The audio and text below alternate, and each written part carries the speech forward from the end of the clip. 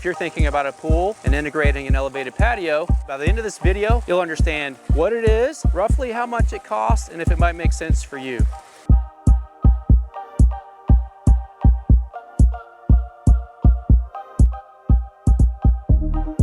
We're at a beautiful site here in Williamsburg, Virginia, and we're on a site that slopes a little bit. And we're gonna look at that and how this elevated portion of this patio makes sense for this site. So behind us, you can see the house is at a higher elevation. So when we went to the design phase with this customer, we shot a bunch of elevations on the site and determined, hey, it might make sense to have a series of terraces that would allow us to step the project down in small increments so that we don't have too many steps to take each step of the way. It's integrated into the design, into the house, and it flows naturally. Standing on top of this elevated portion, we're elevated about 14 to 16 inches. We can see there's multiple tiers. We've got some steps down from a covered porch. We've got steps down onto a lower patio, to this upper pool patio, to the lower pool patio. We've got limestone coping edge and wall cap that's accentuating this. And you can see this is creating a nice space. When you're in the pool, you've got this elevated portion. In this case, they went all out. They put a full tanning ledge in, which is great. They could have just had a shear descent cascade that just comes from under the lip of this wall cap here, which is a beautiful treatment as well. Before we installed this pool, from the back side of this pool patio to the back of the house, there was an elevation difference of about 2 or 3 feet. So this was a way to treat that elevation difference where we can integrate these terraces and allow us to just progressively step down, down, down. And now we have this lower level area with seating.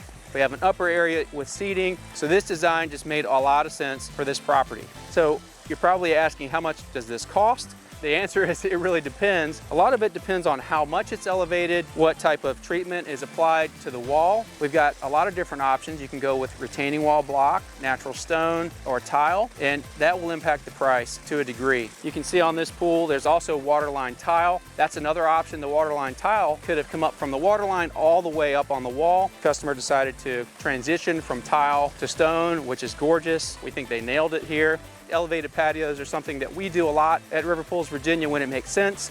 Normally there'd probably be a patio here anyway, but the difference in price to elevate this portion of patio, probably in about the $20,000 range. And what's involved in that is adding this wall cap, adding the stone, adding the block and the fill material to go in here. But this depends on how big of a section is elevated and how high it's going to be elevated, as well as what materials you're going to use. So if you're thinking about doing this, you're going to want to make sure that whoever's doing the design work, whether you're doing it yourself or whether you're working with a pool professional, that you take the time to shoot elevation points on the property, because you have to strategically plan out every single step, literally each step up and down all the way around. That's the way to ensure that you get the best design, so that before you start building, you know exactly what the plan is. It's also important, if you're trusting a pool professional with this, that you get very clear pricing in your estimate before you go to the build phase of the project. Because what can tend to happen sometimes is there's a basic concept, but it's not really clear exactly all the scope of work or what those project details are, such as how many square feet of retaining wall, how many linear feet of steps.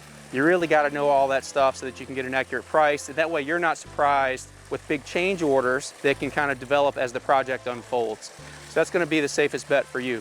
So hopefully you found this helpful. If you're thinking about a pool and integrating an elevated patio, it can be a great way to go if it makes sense for your site. If you have any questions about this, you can always reach out to us. We're happy to help. Thanks.